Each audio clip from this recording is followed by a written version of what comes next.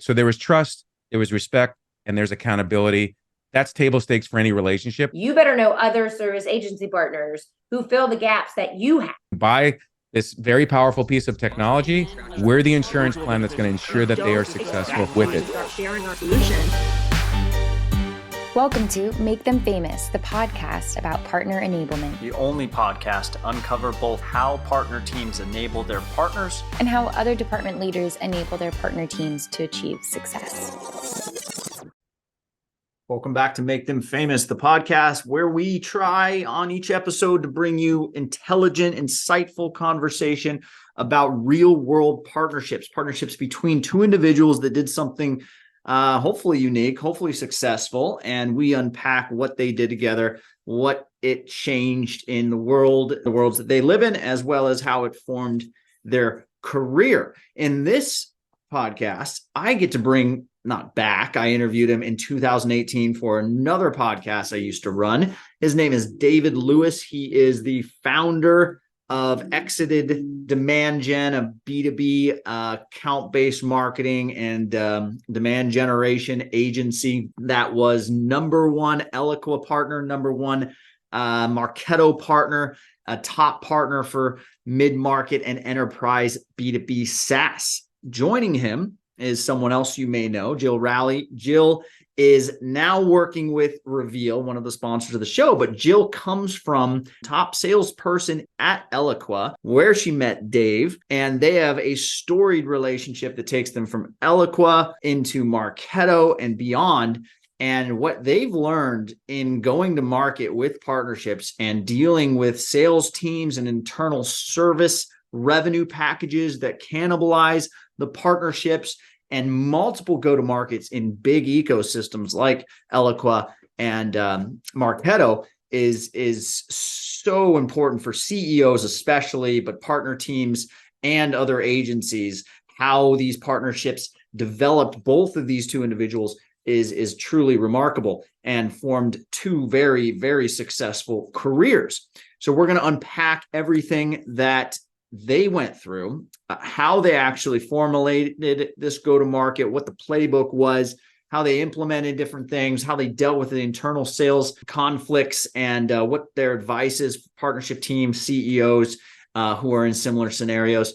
And it turned out to be an awesome episode that I hope you agree is going to be one of the favorites for our listeners. Before we dive into that episode, please hang on for the sponsor reads. These two companies help you find and manage partnerships and partnerships go to market. And then we'll get into the episode. Thanks again to our amazing sponsors. Reveal has been a sponsor of this podcast since the very beginning. They've been wonderful. Reveal is your near-bound companion. Reveal allows you to not only map accounts, but get direct insight into sales motions, what's going on with your partners, who is dealing with what customers at what time. Nearbound, you may have heard of, you may have been to the conference, you may have met with companies inside of Reveal. It is the idea that you are going to work together to get into accounts, to get bigger deals, to get stickier users, to get stickier clients, and grow faster together. That is the concept of nearbound. Other terms for it, you may have heard co-selling, ecosystem-led, partner-led. Account mapping is the essence of it. Who do I have that you also have? Who do we not have that the other person has and the other company has? And who knows who at what organizations to help us get closer to those companies. That is the essence of nearbound. That is what we will use nearbound to achieve. Top companies like you see here in the directory are all using Reveal to get closer and closer to the deals in play and to get more out of their partnerships. That is Reveal. Go to reveal.co and check it out. There is a free account so you can sign up today. Our next sponsor is partnerhub.app. It is the platform where you can find, align, and manage the partnerships that you are working closely with, those third-party B2B organizations who inside the organization are you doing what with right now? Who would you like to partner with, and what would you like to do with those entities? That is what Partner Hub is all about. The main differentiator between Partner Hub and your typical PRMs is that Partner Hub is built first and foremost as a marketplace and as a tool for solutions providers so that they can take the reins, so that they can control and operate their own partnerships with third-party entities like their tech partners, like other agencies. And when the solutions providers are in the driving seat of the partnership, you'll find that activation, enablement, all of those great keywords, all of those great OKRs that your program needs to succeed will all be lifted. So again, Partner Hub is a great place if you're looking for agencies in Shopify, Salesforce, HubSpot ecosystems. Top agencies like the #1 HubSpot agency on the planet, Avidly, are in Partner Hub. Top Shopify agencies like The Stable are in Partner Hub. These are the great users that Partner Hub is thankful and proud to have. And the benefit that these users are getting out of Partner Hub is, again, making sure that they know exactly what partners that they are doing what with right now. There are tools like a syndication process for live offers to recruit more partners, directory products so you can showcase your partners on a subdomain of your choice and draw leads for your partners, actively bring your partners business using a gorgeous mobile-friendly partner directory, and tons of partner management features as well. Everything you need in one place. That is what Partner Hub is all about. Run your program effectively. All right, that is all, and we'll see you guys in the episode. All right, welcome to the show. We've got David Lewis on deck first to do the introductions, then we'll go over to Jill, and then we'll dive into the good parts of this conversation. Thanks for having me on the program, Alex. Excited to be here. Excited to be reunited with my partner and still partner, Jill. I've been a serial marketer and an entrepreneur my entire career. I was part of the U.S. sales and marketing division at Microsoft for the launch of Windows and the first Windows product. So that's dating myself a little bit. But I think it was that background where I started. We were talking a little bit before the program started about the word channel. And back then, you could not buy software on the web. You could not buy software directly from a company. You had to go through the channel. You had to go through a partner. And that was back then multiple tiers, all the way from like Ingram Micro to Computerland and such. So I got an early start on how to bring technology to market by doing that. And then along came the web in the 90s. And that became such an important channel. But later on in my career, when I started to become more of an entrepreneur and go to market in 1999, I was actually the inventor of what we're doing right now, voice over the internet, and created a product called Roger Wilco with a bunch of guys, so that I guess I'm the self-proclaimed Alexander Graham Bell. And that was the first time that I said, okay, if I'm going to bring this piece of software to market, who should I partner with? And I went to companies like Activision, Electronic Arts, and Microsoft, and got our software bundled with their games and then eventually integrated. And it was amazing to see how in a year we catapulted that business, and it became religion to me at that point. So fast forward into 2003, I was running marketing at Ellie Mae and bringing a new software application to market, one that had no market share. And I discovered Elequa, and Elequa is a marketing automation system. I knew that we would need this platform for our go-to-market. And that's how I met Jill. She was my sales rep and explained the value proposition of Elequa to me and showed me, really what has become my future in terms of marketing technology. So for 3 years, I spent using and adopting Elequa, Salesforce, and a bunch of other technology.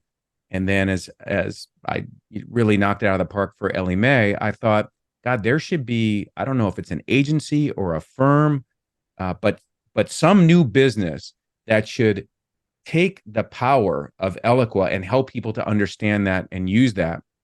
So I had a conversation with Jill, and I said, hey, listen, I want to start a business that helps people use and adopt Elequa. What do you think of that? And Jill was all in, and I'm sure we'll talk about what we did together because I credit Jill with the growth and success of the business and being not just a channel partner, but in many ways, I consider Jill a business partner because she helped me with my strategy and helped with the go to market. And I'm excited today to really detail the playbook that Jill and I used. I think if you're an entrepreneur and you're looking to build a business from scratch, which I've done now several times, how do you select a partner and how do you go to market with partners and cover that? And if you are a partner person and you're trying to figure out how do I get my foot in the door at an agency, or should I bring an agency partner in to go to market together, we're going to get those questions answered for you. So thanks for having me.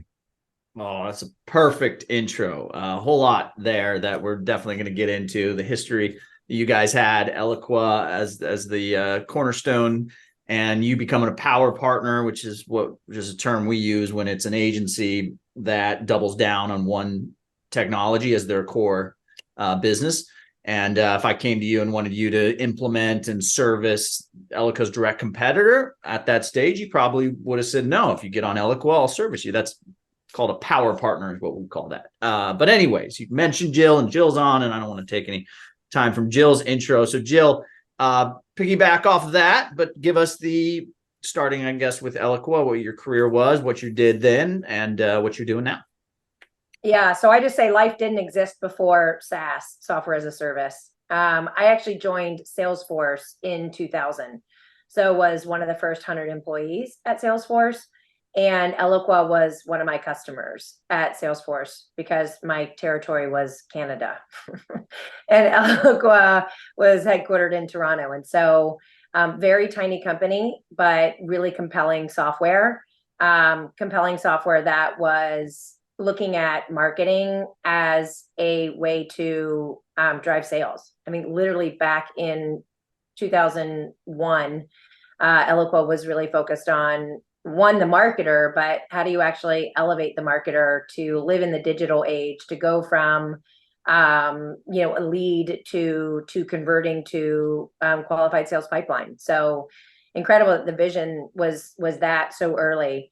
I joined Eloqua as employee number 13, and there was no category. This is in 2002. DemandGen wasn't a function. Marketing ops absolutely didn't exist as a term or a function. And we had very powerful software that we were selling to marketers who didn't have the skill set, the expertise, the data to actually be able to leverage the power of the software.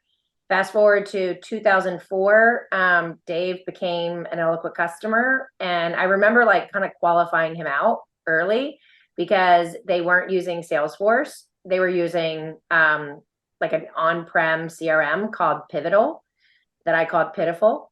And we did not integrate. We weren't going to integrate with Pivotal because it wasn't, increasing in market share and it wasn't the future. And so really qualified Dave out until he could go in and make the business case to move from Pivotal to Salesforce. And very successful, as he said. And he came to me, and this was about 2007. And it was still very, very early days in marketing automation. And Dave was like, I think I'm going to start an agency really to serve the Elequa market. And I'm like, hell yeah, we need it because the software doesn't solve the problem. It is really best practices, expertise, guidance, even hands on the keyboard for customers. So I think, Dave, it might be interesting to talk about at some point, where Elequa was in its services business and why you filled a particular gap that, Elequa wasn't filling enough in the market. But just quickly fast forward to 10 years at Elequa, acquired by Oracle, went around the world evangelizing social selling, right? How to transform the way that you sell to instead serve the customer by doing research in social networks, to be relevant, to build relationships, really to listen and learn and engage where your buyers were, to teach where they were learning, and all of that was moving to social networks. And had the opportunity to join Marketo in the C-suite, having never been anything other than an individual quota-carrying sales rep and evangelist for change and transformation. And my role was to bring the customer into our exec meetings the customer, the customer's point of view, the voice of the customer, the voice of the community, the voice of the market, the voice of the ecosystem. And now I'm actually squarely in the partnership community, really working to help elevate the partner professional and the profession, similar to the transformation that we drove in marketing and less or so in sales. But really looking at how do we elevate the partnership profession and professional to the way that we transformed, again, marketing. So excited to be part of like creating a new category. We call it Nearbound.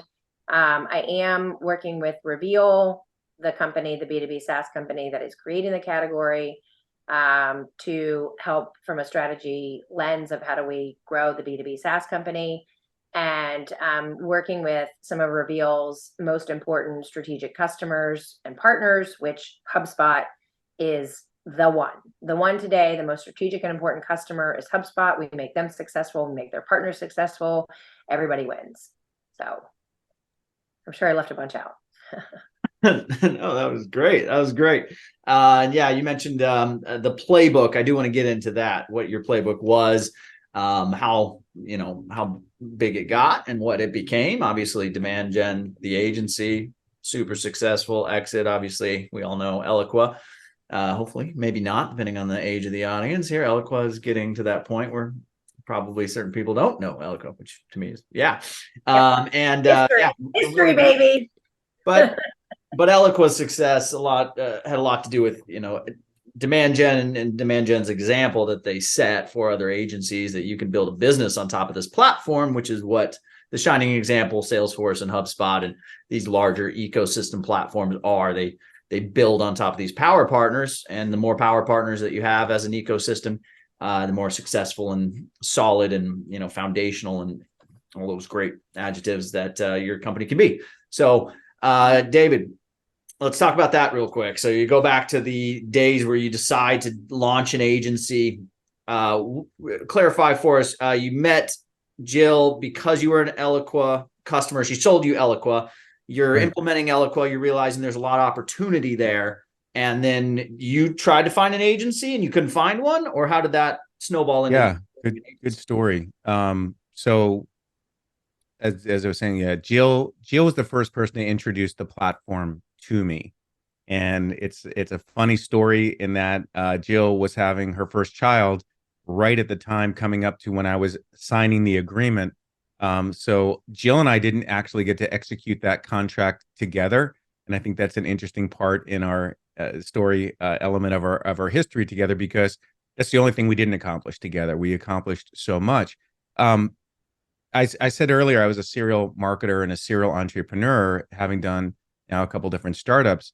I think it's important for the entrepreneurs listening, why did I start this business? And I got to tell you, as someone who's now my age and has been an entrepreneur, I could start a business every single day. Like, I understand the recipe for it. And it was really quite simple. It's also the same recipe that if you were going to build a YouTube channel in 2024, what you might create from a content perspective. I was at a conference, the mortgage industry conference, and Tony Robbins was the keynote speaker. And he said something, it's a longer story, but I'll just give the important point, which is he said, for any of you who want to be an entrepreneur, write down on a piece of paper if there is a service or product that or something really, really well how to do. And if somebody would pay you, likely, or value that knowledge or expertise that you had. And I wrote how to use marketing automation, which at that time, it was Elequa, because there was no Marketo, there was no HubSpot, there were no, Elequa was the first, as Jill said, SaaS-based marketing automation system being purchased by enterprise and mid-market customers. So I wrote that down on the piece of paper. And mind you, I'm CMO, head of marketing at Ellie Mae, but I'm writing down this entrepreneurial instinct that if I wanted to start a business, that's what it will be. Went home, thought about it. And the short story is in June 7th of 2007, I left Ellie Mae to start the very first Elequa agency. And as Jill mentioned earlier, at that time, Elequa was doing all their own professional services. And I was a little bit of a unicorn. I mean, I'm a self-complained tech geek. I have a lot of technology around me all the time. The Iron Man theme is Tony Stark is a little bit of a animated idol for me and Iron Man. So I love tech, and I couldn't find, when I signed the contract with Elequa, I didn't know that they would have a professional services team reach out to me to implement the technology. So I just went online and started reading their implementation guide. And this is like December 26th. And by January 4th, we launched our first email campaign. And so when they reached out to me after the beginning of the year and said, it's time to talk about your implementation, I said, oh, it went great. We launched our first email the other day. And they're like, what are you talking about? I'm like, yeah, we set everything up. We tested the IP addresses. We just had this campaign to get going. And they said, no one's ever done that. And I said, really? I go, what do people do? And they said, oh, we have a whole implementation service. So I got to know Eloqua, the CEO and the team very, very well as one of their kind of poster child clients who was having tremendous success with it. But that is when I realized, Alex, that there is no outside agency to help people with it. And when I went to implement Salesforce, because I brought it in very guerrilla, I met a company back then. It was called Echo Lane, and they were a Salesforce implementation partner. They charged us like $15,000 to implement it. So I saw like, oh, you could have a services company and charge someone to implement a SaaS technology. And there's, I don't even know how many SaaS applications today, which is why I said, if I wanted to start a business tomorrow, I would just find a thriving, growing platform where the vendor's professional services is probably not what ultimately a client needs, and start an agency. And we've seen that for HubSpot, Marketo, and many other SaaS applications, Workday, you name it. So the recipe in terms of being an entrepreneur to start a services-based business, I know that. But what was unique was my go-to-market partner, which was Jill. And, I really want to dive into what we did, because again, when I quit my job, turned in the resignation letter, and the CEO asked me, he said, so what are you going to do? And I said, I'm going to go actually start an agency that implements Eloqua. And he goes, oh, that makes such great sense because you've had such great success with it here. And he goes, where are you going to get your customers? And he asked me that question. And I'm like, yeah, I know where. He doesn't know Jill, but I know where. And then I go, yeah, I've got, a strategy for doing that. He goes, man, you're the worst salesperson I've ever heard, because shouldn't we be a customer? And I'm like, yeah. And they're actually still a customer to this day, which is wild, even though I've sold the business and it's been acquired. So I picked up the phone and called Jill, and I said, Jill, it's time for us to hit the road together. And fortunately, back at that time, Jill wasn't on the East Coast. She was on the West Coast. She lived a few miles from me, but we would get together, almost like cops that would meet at a coffee shop and get in the car together and go there. She didn't have a sales engineer, which maybe you can talk about. So part of the playbook is I added value to Jill's sales cycle. Being so proficient with Elequa as a sales rep, when she wanted to demo the platform to people, I could come in and represent two things. One, a successful CMO that's used and implement the platform and can talk ad nauseum on the power of it and how to launch it and bring your team on board with it and do great things beyond batch and blast email marketing, scoring, nurturing, lead management, all those things. And then I could also actually demo the product. And we built this really crazy, I built this little website called iTimer, which was a fictional time travel software company. And I would demo Elequa and using that. And we would just try, different plays in terms of the demo format. What Jill would talk about the platform, what I would show. If a prospect asked a question, who would answer it? So we were literally a team that brought our expertise in different ways, but we really fine-tuned how we approached all of these sales calls. And one of the things I loved about Jill, and I think is important, is Jill and I were aligned on what the ideal customer profile was. Her customer that she wanted to sell to would also be a good fit for my agency. And I think that's super important. Otherwise, we're not aligned on a win-win. The second thing was what our roles were in that meeting, what Jill would talk to and position, and what I would do. And Jill, you remember there was a couple meetings where I would show up and people would be like, by the way, who's this guy? And they didn't actually know that she brought a services partner to the meeting, and we wouldn't disclose that necessarily ahead of time. And we would go through that. But she was my go-to-market partner. All our initial customers either came from people that were in my network of CMOs, Jill and I had done a user group together. So there was a lot of people in the user group that became customers. And then as Jill was out prospecting and working, she would just bring me and do these ride-alongs, and we would take down, some of the biggest, baddest clients out there, including Salesforce, which was a deal that we won together. And I think one of our greatest accomplishments. I love it. I love it. There's a lot in there, Jill, and I'm sure you want to piggyback off some of the stuff that David said. But yeah, we want to definitely get to the meat of the conversation, which is, what did you do? What was the playbook? What do you think made it successful? And the one thing that I just will add to your a couple things that you mentioned for the listeners, one of the important things I think we should all know is when you're gearing up for an exit, or when you want to have an exit as an agency, as a service provider, if you do not have that power partner that has grown with you and has a long life ahead of it, it makes the exit conversation less valuable for your buyers. It just makes you less valuable. When you do have, we've been riding this wave that Elequa is, and Elequa is clearly poised for an exit. The service provider partners of Elequa are all very attractive for anyone buying agencies. That's just something that I think we should all pay attention to from what you said. But let's talk about, Jill, when you met David, you guys got into this conversation of, David's going to do this. We're going to start this agency. Where was your head at? What were you doing at that time? And how did you enable David to go into these new sales conversations as a new agency, as your partner? What was your role in that from your perspective?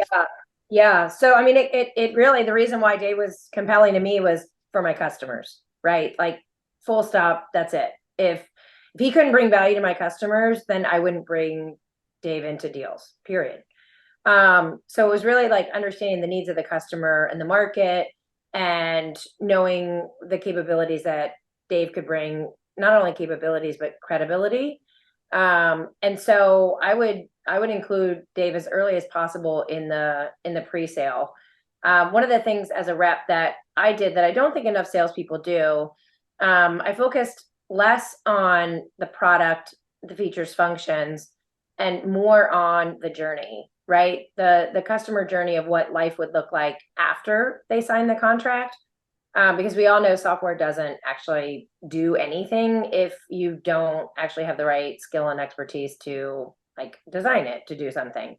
And so, I'm a huge, huge advocate of services for any software that you're deploying. And in particular, now when the software that you're deploying has to integrate with other pieces of software, and not just like, if we want to use HubSpot as the example, the software, like if you're deploying HubSpot, yes, they have 6 hubs. Few companies today are actually deploying all 6 hubs of HubSpot, but they also have 1,500 app partners. And so what is the entirety of what the customer would need? And so I would think about that through the lens of also, like, at HubSpot, if you want to be interesting to HubSpot, what problem are you solving that they don't have partners that are solving today? Right. So if they're moving and they're trying to sell more of their ops hub, then are you their best go-to, ops partner? And how do you know how that fits into the context of their entire platform? But in terms of like Dave, and it evolved over time, right? Our relationship evolved over time because Eloqua wasn't a standalone product. It became the power platform. And so what Dave and his business did too is, Dave, you built partnerships with other software companies that Eloqua customers would use. And then also, like, Dave wasn't the only partner as Eloqua grew. And we had partners that specialized in different areas. And so for me as a rep, 10 years at the company, right, the things that I would do, I would look at like our NPS surveys, and I would read the ones, I'd read all of them, but I'd read with a lens on which partners have helped these customers be successful. And if we have customers who are struggling, which partners could help them be successful, right? And so you start to do like this matching of, we have potential customers who have like Microsoft CRM. It gives me like back then, Sorry, I have no idea what it looks like today, but we had partners or a partner who had developed expertise in that area. So if Dave wasn't the guy who was integrating with Microsoft CRM, I wasn't going to bring Dave in on the deal. I had to bring the right partner for this particular customer need.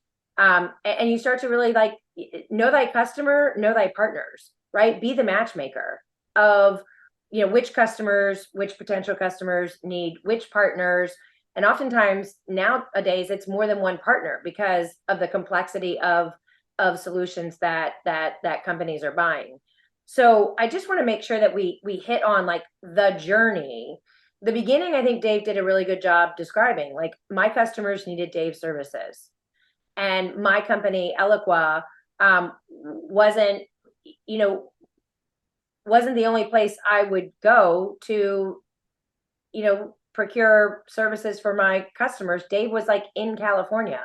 When I was covering California, I think it's important that local presence exist. I wanted Dave to be able to come in the room pre-sale. I wanted him to come in the room post-sale and so forth. So Dave and I were partners. We would share intel on the accounts. Dave then developed a book of business. And so then he could tell more customer stories.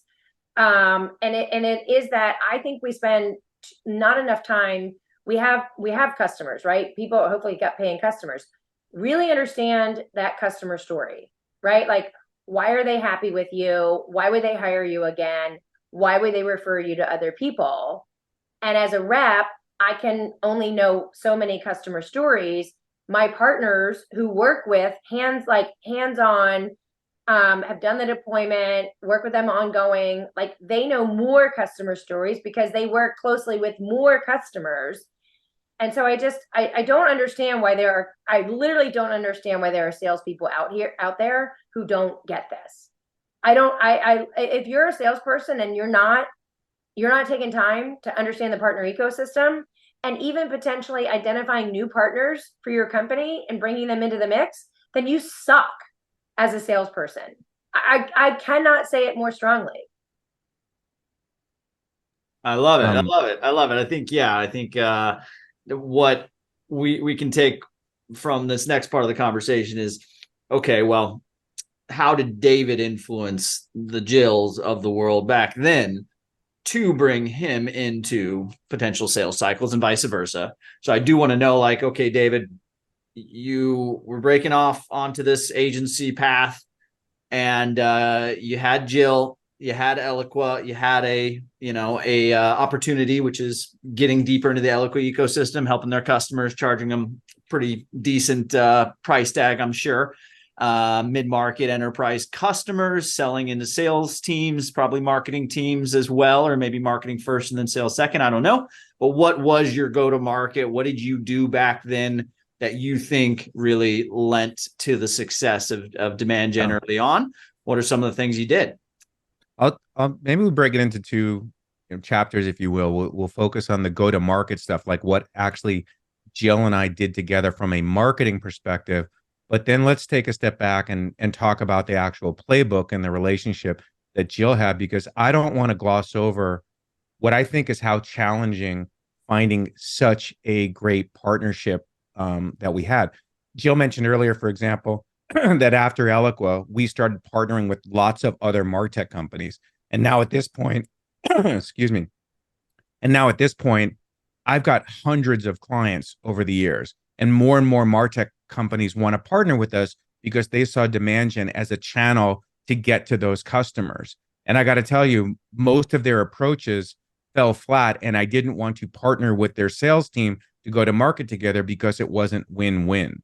So in terms of what really worked for Jill and I, and for anyone listening to like how you select a partner, let's first start off with the individual. I mean, the company, you got to pick the right tech partners. I think that's out of scope for today.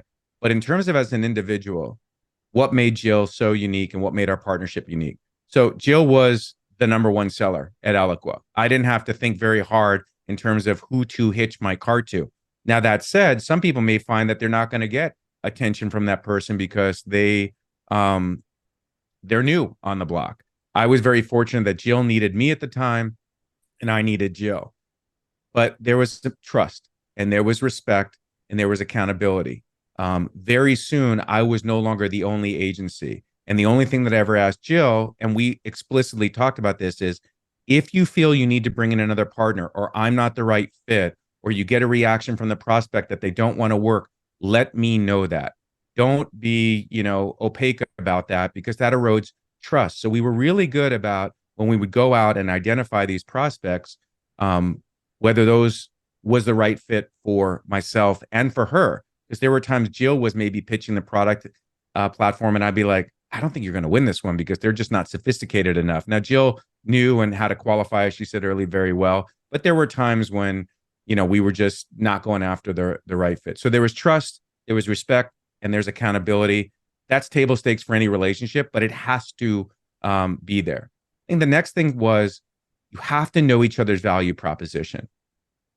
There were literally times that the prospect who she was pitching would say, so I'm a little confused. You guys offer professional services, meaning Elequa, but he's here and you're saying he can do the implementation as well.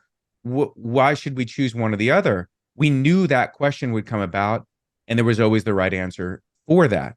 Now, there were times when I had to say to Jill, I think I need to step away from this one. You guys handle it. And again, we were transparent about that. There were times when, Jill knew our pricing model.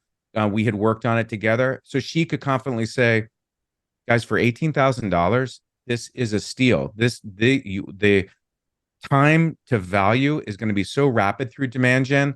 It's not that our professional services team can't help you, but these guys know how to do marketing with the platform because that's what they help all their other clients do. So they're going to get you implemented very quickly because they're then able to work hands-on keyboard with you to do some of the more sophisticated things that our services team won't. So she had a pat answer for that.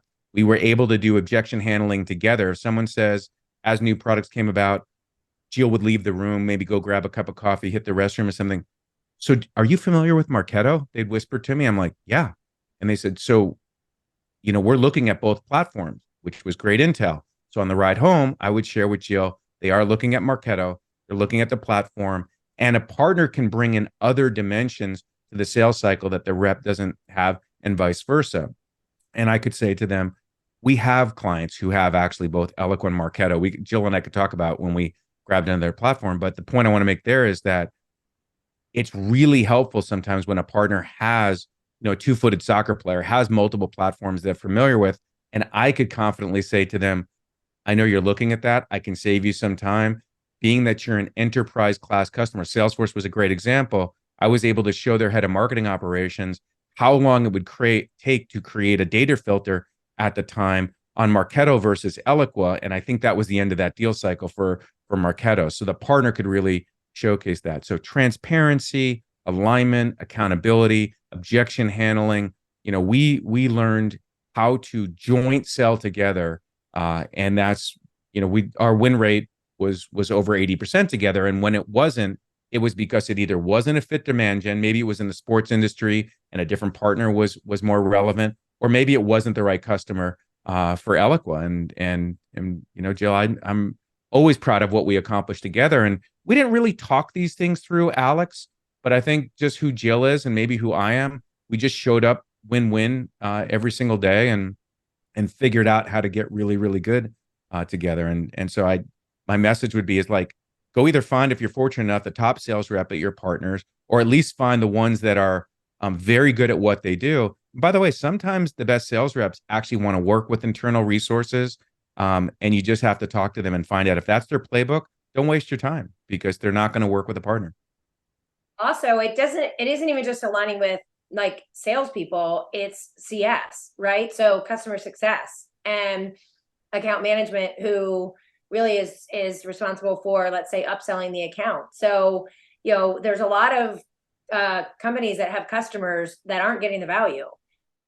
And, you can't just, think about like new logo all the time. And so, think about companies who have customers who might not even know that the like HubSpot as the example again, that HubSpot has 6 hubs. right? And that they could actually really value getting value from additional hubs. And so how does that agency help that customer? And that a lot of times will come from the CSM. And so let's not just like think about like new, although companies like HubSpot want agencies who source deals, but how you can add, incremental value and sell more hubs to more of their customers. We one of the things I think Dave and I did well is understand how the market was shifting, right? And when Marketo came into the mix, it wasn't until they signed their first services partner that I was like, wow, they have an easier product to use. It's cheaper and it's faster to implement. What non-tech savvy marketer wouldn't want that? But what they didn't have is the truth serum to marketers in terms of how hard the actual new way to market, which is, not generate a bunch of leads at the top, and not, batch and blast. What they hadn't been, telling the market was that transformation required services, agency, et cetera. And so when they signed LeadMD as their first services partner, I'm like, oh, okay, now they're like hopefully gonna help their customers actually be successful, which then was like, oh, okay, well, now it's a different kind of competitor for Eloqua. So the market shifts, and then Dave, like he said, was able to help me in the right accounts compare the two products. And then ultimately, hey, Dave, the Marketo story, if you're drowning in a pit of ore shit, it's time to Elequit. When I was at Marketo, I went to Dave and I went with the campaign idea of, Elequa isn't the Elequa that you and I, helped build. And at that point, Oracle had owned Elequa for 14, 15, 16, 17, for 4 years. And a lot of Elequa customers were drowning in a pit of ore shit, and it was time to Elequit. And who better to help them than Dave, who was an Elequa partner, was a Marketo partner, and had the success story of migrating Elequa customers to Marketo. Dave was the perfect partner for me to come back to in 2018 and say, let's do this together. Long-term relationship. I want to make sure we tell the short part. When I talk about accountability and respect and trust, there was a day, it was at the Alamo Starbucks in California. I was eating a spinach feta wrap and a grande iced shaken espresso. And I can remember it because it was like a scene of a movie where I told Jill that it was time for our business to expand beyond Elequa and partner with Marketo. And Jill started crying, almost like I told her I was having an affair on with another partner.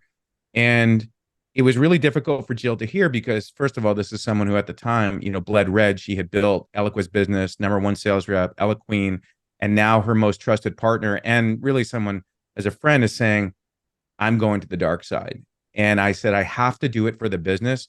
Elequa's not growing fast enough anymore that if I want to build a business, and I said, there's also customers that are, marketers move. So they're moving to other companies and they're saying, Dave, can we take you with us? If I was, no, we can't do Marketo. We can only help you if you go to a company and run marketing and use Elequa. I just wasn't going to limit the growth of the business. And thank God we did that, because we now know what has happened to Elequa. I didn't have that foresight to know that the market was going to shrink like it has after Oracle, but I had to expand the business. Later on, Jill became an evangelist and promoter of Marketo. And there's just a lot to the story. But the point I want to make is have the integrity, have the trust, have the respect. I did tell Jill, and I felt that it will be actually advantageous to you for me to have the expertise on both platforms. We'll win more deals together, win right deals together, provided that we stay in the right market for Elequa. And we did. And I don't know if we ever lost a deal. If we did, they were few and far between, but it wasn't a surprise. And I would say to an entrepreneur or agency partner, expand into more than one technology if that's the right thing to do for your customer. And that's what Jill always understood and appreciated is David is doing this because this is what the customer needs. There are people going to need a different technology for certain scenarios, and he wants to continue to grow and in his business. We won Eloqua Partner of the Year. We won back-to-back Marketo Partner of the Year. So, it is important. And the thing that I wanted to make sure that we get to is, Jill and I didn't just do joint sales calls together. We went to market together. We created content together. We put on events together. We hosted dinners together. We hosted breakfast, every industry conference. Jill and I were always doing something with prospects and customers and bringing them together. The awards that we helped our clients win, at one point, about 65% of our clients were winning the prestigious Eloqua Marquee Award and the Serious Decisions Award. And so by helping our clients win so many awards, Jill was able to point to, these are some of the customers that are having the best success with Eloqua. Well, why? They're working with DemandGen, with Dave's firm. So we did workshops, we did user group meetings, and we were true partners in a sense that we put together a go-to-market plan and executed against that. Even our marketing teams working to support Jill and I. Twice. Did it twice. You did it more than twice, I would assume, right? Okay. So follow that up, Jill. Keep your thought in mind, but I want to get into the cannibalization of service revenue internally at these SaaS companies and the dynamics of you being in a sales role. A lot of sales people are also incentivized by selling the service package with the SaaS. I am obviously against it. You guys are, I think, against that. It's the antithesis of partnerships, trying to have your own service arm inside of the software company. But say what you were going to say, but then I want your opinion on just sales, service, and partnerships and cannibalization that happens that you've witnessed, all that kind of stuff. I'll tee this up for Jill. As they got closer to doing their IPO, and I was very close with Joe Payne, the CEO, who I still talk to this day, they developed a thing called the Smart Start. They had a branded implementation package, which Jill was incented to sell and bring in the service department. And, for anyone who knows Jill Rowley, Jill's going to do what's best for, the partner that she represents, the company she represents, but she's also going to break the rules if the rules should be broken. And so, Jill, I'm just teeing that up for you because I remember telling Jill, these Smart Starts that you want us to implement for $6,500, that's a hard no. I'm not going to take bad business. If you want to implement those Smart Starts, that's with your own pro services. He goes, well, that's going to cost you business because Jill and Gary and Benny and Susan, they're all incented and need to sell these Smart Starts because we need to generate every dollar of revenue we can to go public. And I got to tell you, anybody who builds a services business on implementations, do not do that. That should be a portion of your revenue, but the majority of your revenue should come through the journey that the clients go on with the use and adoption of the technology, or you face that risk that you're in direct competition with your partner. But Jill, I don't know how you want to discuss how you towed the corporate line, but you also knew that you would not get in trouble for closing large deals, even if a partner was involved and you didn't sell that Smart Start. Yeah, I mean, I think that was trust earned over time, at Elequa. And you're right, I broke a lot of rules, but always in service of the customer. And having just been so close to the customer for so long, I think one of the things that we did require at Eloqua at the time is that at least one all access seat of training was sold with every deal.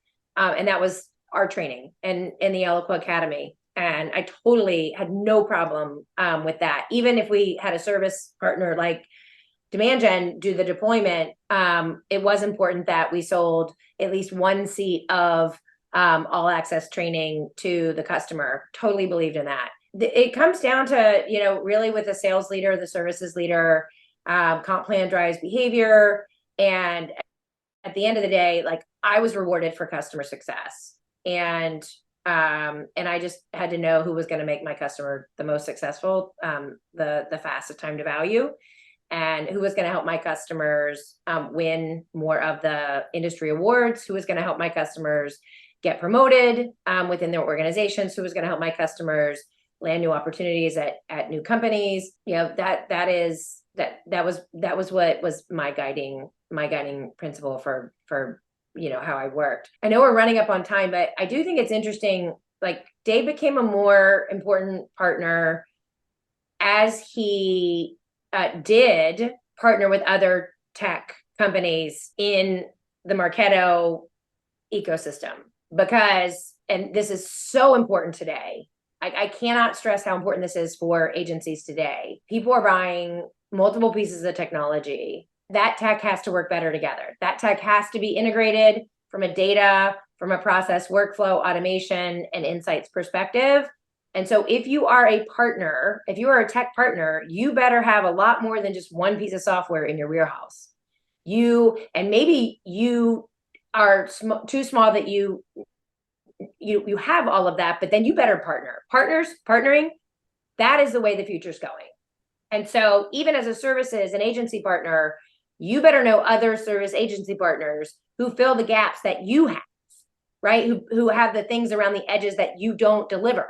And so I cannot stress enough, partnering with each other is so important today. We took down BEA together, if you remember, Jill, and we didn't do creative. I was unapologetic that DemandGen never did creative for clients. We were strictly a technology services strategy and implementation partner. But I would partner, to Jill's point, with Bumblebee Marketing to take down, actually it was Cisco, who I think BEA bought them. I don't know. But anyway, when I had a gap, I had a go-to partner for creative, or I had a go-to partner for data services, or I had a go-to partner for whatever was that gap. And Jill and I transparently talked about these gaps so that we could continue to win. And I really reinforced Jill's point. Now, I'm not saying go start an agency or have an agency that tries to be all things to all people. You've got to have your expertise and niche, what you're really, really known for. For us, it was marketing automation in the beginning, but it became MarTech, and then it became marketing operations. And I always made sure from a thought leadership perspective that I was looking out and knowing kind of where the puck was going to go, say, okay, we need to expand our services into this area because the customer is going to be looking for how to do predictive, or how to do ABM, or how to do sending technology, gifting and that type of stuff. So what are the leading technologies? Don't partner with everybody, but partner with the top brands. And if you do, make sure that you establish some rules of engagement with those partners of how you go to market. Because like I said, most of them wanted to partner with us at a certain point, Alex, because they wanted to sell their tech to our customers, as opposed to I'm looking for tech companies to help their prospects with the implementation and ongoing services. So you just got to make sure you understand what you're looking for. And the really small companies who have no channel and not a lot of good marketing going on, they try to lean really heavy on the partners and think that the partners are going to just bring them into all these accounts. And that's not always the case, that we're just going to, find the next shiny new object and bring it into our customer base, because we're going to be held accountable for the success of it.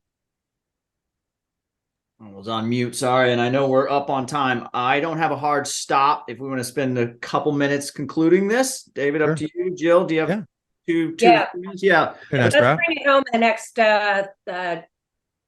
to 5 minutes. Yeah, there's so much here. I love the situation that salespeople are often found in, and how you overcame that at Elequa, and what you brought into Marketo and your future, the role you have today, where a CEO may be looking at service revenue, but your experience and history shows us that if you do sell an internal service package, what you're selling is just a quicker supportive implementation. You cannot sell a success package because you and your team do not know the funnel. They do not know the other tools involved. They do not know the situation. They do not think long-term. The solutions providers do. So if you are really trying to add retention and stickiness, and actually trying to give your your users a better implementation, get solutions partners in there as quick as possible, right? I think we all agree there, of course. So anything on that? And then I do want to just give them the final pieces of advice around choosing a solution partner, even if it's a one-person shop. David was at one point a one-person shop, and you were still looking at him like, I'm going to bring David into Well, this. I mean, I was a one-person shop for I think 60 days, and then started hiring, and we eventually built the practice to over 80 people. So I always knew I would scale, but to Jill, I was a one-man band because I was out on the road with her all the time. It wasn't that she was bringing other people from DemandGen into her joint sales cycles. But that's still looking at a small business. A lot of partner managers, they'll say, no, I'm not going to work with David until he gets to 20 people or 50 people. He's not valuable enough for me until he gets there. And I think that's a big mistake. A lot of partner managers and partner teams, they don't see a lot of value in the under 20 person shops, which I think is crazy. I think they should be working with more smaller agencies closer. That's just my opinion. But your opinion. And Jill and I had a process. Like, it was always important for her to close her deal and get her SOW or get her license signed before we signed our paperwork. And that was just the playbook. I don't think that's actually, Dave. I think that we would sometimes do it together, because I mean, it could go down at the same time. Sure. Yeah. I mean, of course I wanted mine first, but SOW? Well, I wanted yours first. I wanted them to make sure that they were committed to the technology, so that I'm not wasting my time going through someone who, you don't win every deal, but I can't win a deal that Jill didn't win. Yeah. And we would win together. I mean, I just want to make sure it's very clear that we did a lot of pre-sale. You were involved pre-sale. And if, and you also had to qualify out. We talked about that earlier in the podcast. Like, hey, Jill, this one isn't going to be for me. And you know what, Jill, this one might not even be for you, Eloqua. And so, we worked together on that. We helped each other keep each other honest, right? Not to do the happier thing. Yeah. Not bringing David in. Sorry, that's super important. I wish we would have talked about that earlier on, but it's not bringing David into the deal. It's no, you've been with David during the pre-sale, and now here comes David's service SOW that we talked about during the pre-sale. Yeah. It's just one lump package. It's everything. And the customer isn't blindsided by, oh, by the way, now you got to meet David and he's going to try to sell you on a huge package. And they're just like, what? He helped me win the deal because he was the buyer, meaning like he had done the thing that my buyers wanted to do. He was the SVP of marketing at Ellie Mae that deployed Eloqua and built the recipes for nurture and score and routing and all of that. He had done the thing that my potential buyer had was trying to do. And so Dave, instant credibility, instant experience. Dave came in early. Like Dave was my engineer, right? My sales engineer. Dave was, my demo guy. Dave was, and he was well beyond like the tech. Again, he could tell the story of the marketer and the journey. So Dave was in as early as I could get him in, where he would want to invest his time. And yes, when we went to sign, like the customer would buy my subscription, right? They'd sign my subscription agreement and they'd sign Dave's, ProServe. Now it might not have been on the same day, but that was important. We were never surprised though that she was going to get the license signed and that they would be signing mine. It wasn't like it was potentially going to be with another partner. At that stage, we knew. But I did have to kiss, a few frogs to find these wins. And that's a commitment you have to make as a partner. It wasn't like, hey, Jill, give me a full readout on who this prospect is before I decide to go with you. There was lots of times when I would just go there and I'd walk out. Maybe I didn't like the person and want to work with their marketing team, or maybe I didn't believe in the company in terms of what their product or service was, because a lot of early high-tech companies would use the platform. I would just tell Jill, hey, I'm going to gracefully bow out of doing the services, but let me know if you still need me to stay attached to help you win the deal. So I always was committed to Jill because I knew that this is my business partner. And so that if I help her, win, whether it was always a win for DemandGen, the ROI from that level of effort would pay off. And then the big deals would happen and the right fits would come. And that, you've got to build an agency where you can, as an entrepreneur, allocate that much time if that's your strategy. I mean, I think since COVID, we're doing so much virtual stuff, but Jill and I did the majority of our stuff face-to-face, doing ride-alongs together and selling that way. So it can be done, even doing that way. You just got to make sure you got an agency of other resources to operate the business if you're going to play a BD role, which I did for many years together. One of the things that I know we wanted to touch on this for, especially for the partner people on the call, was look, as a partner leader, you need to know the numbers. You need to know the win rate of deals where partners are involved. You need to know the time to value. And we had dashboards of how many days did it take for the customer's deployment to be complete. And we would look at that based on our internal pro serve and by partner, right? So we would know, at Eloqua Marketo, like when the partner was onboarded, and we'd measure that by partner. We looked at, NPS. So we surveyed our customers' NPS. We would look at NPS by partner, right? Are happier customers working with specific partners?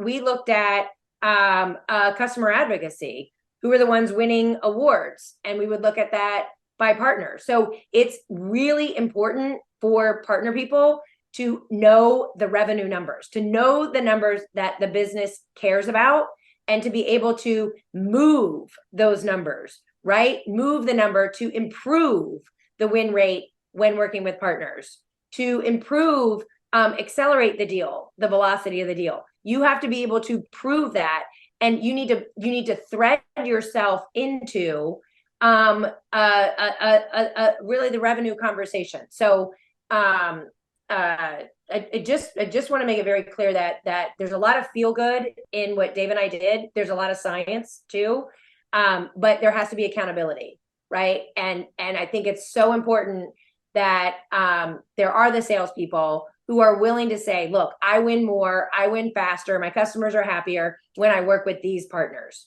That has to happen. And then partners need to be at sales kickoff or revenue kickoff. Partners need to be treated as an extension or part of the team.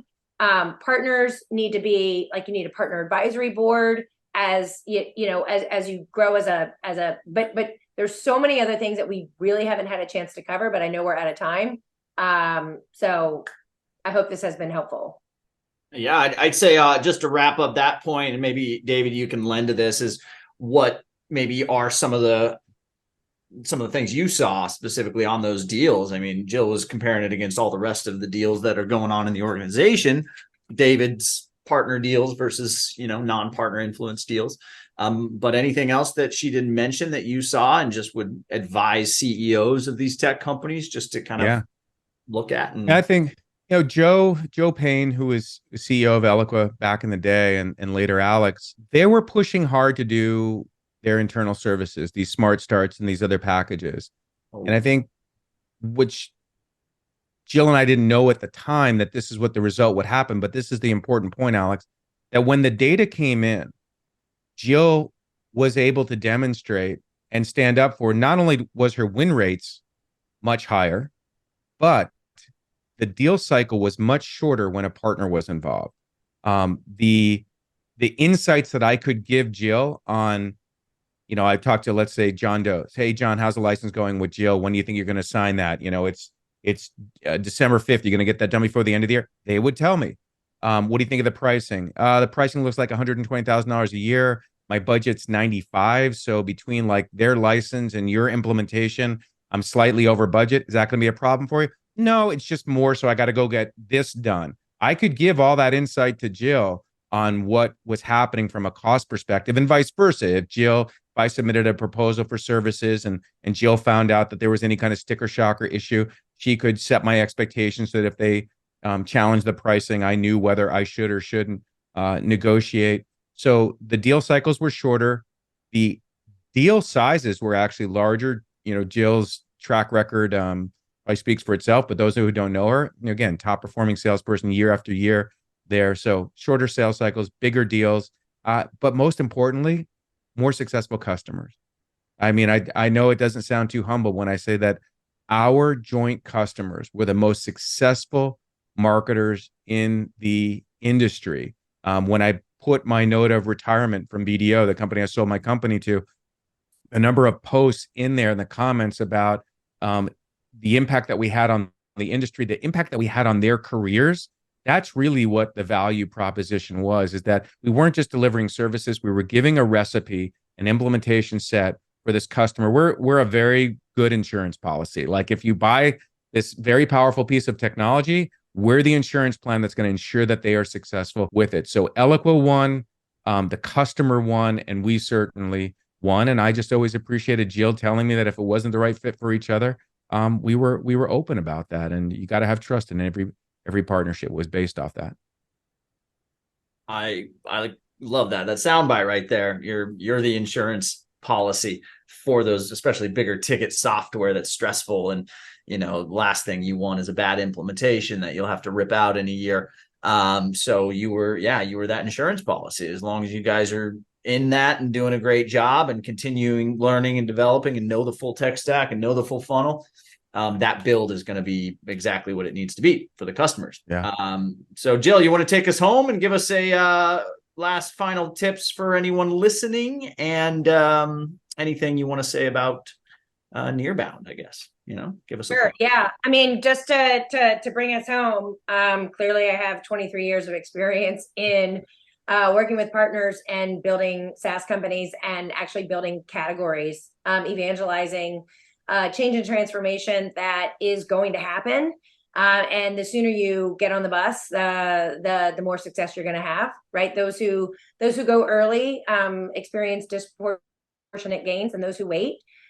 So look, I am evangelizing Nearbound as a category, and it's literally like if outbound is target and interrupt, and inbound is pull and attract, Nearbound is a surround strategy. Right. And so it's literally like, who is the customer, who surrounds the customer today, who is nearest to the customer, and how do you get nearer to them?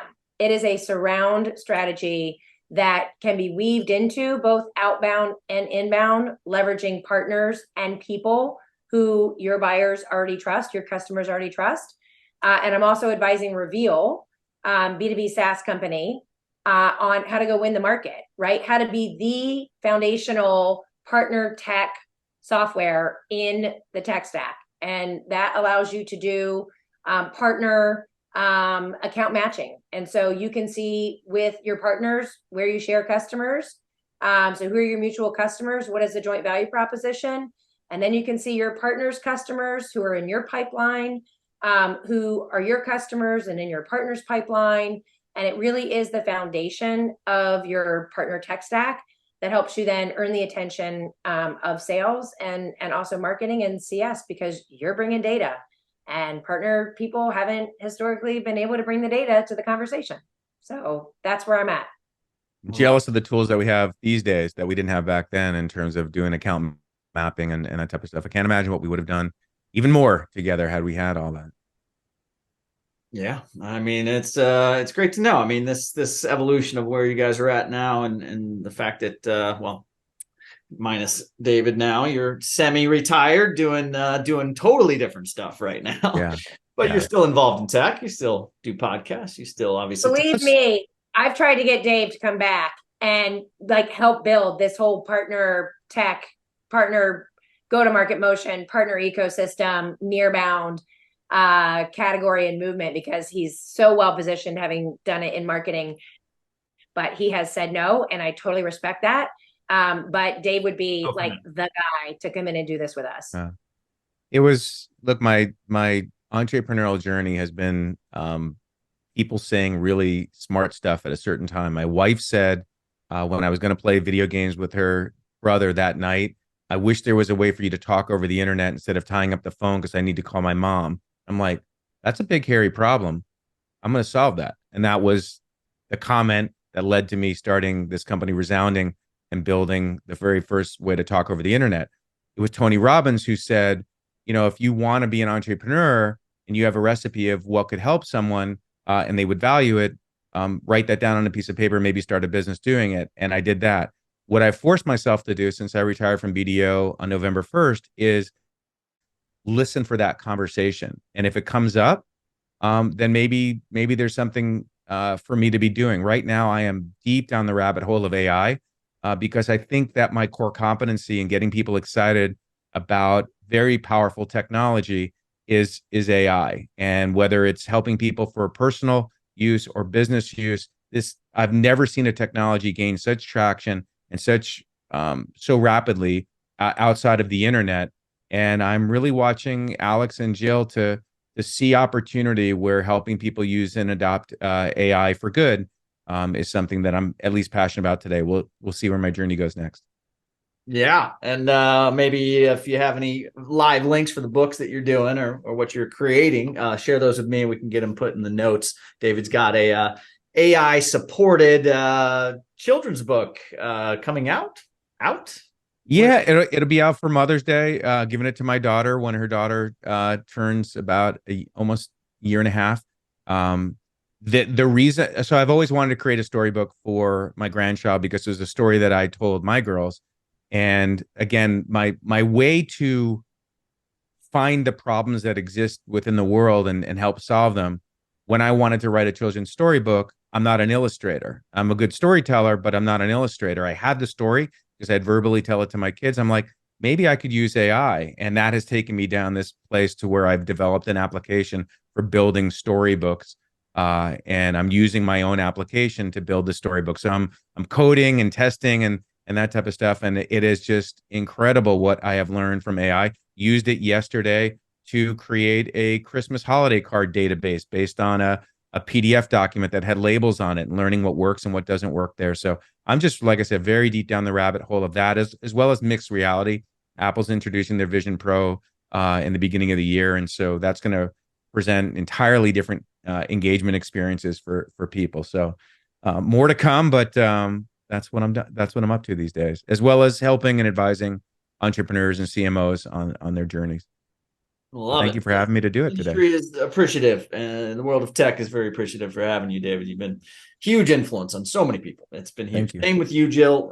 You blend into sales as well, but tech obviously is the main place. And you guys can be found on LinkedIn. I'll put the links in the notes here. So scroll down if you're on the podcast page and connect with these two on LinkedIn. And hopefully you find David's book if you have a child or a relative or just a friend, get his book and check it out.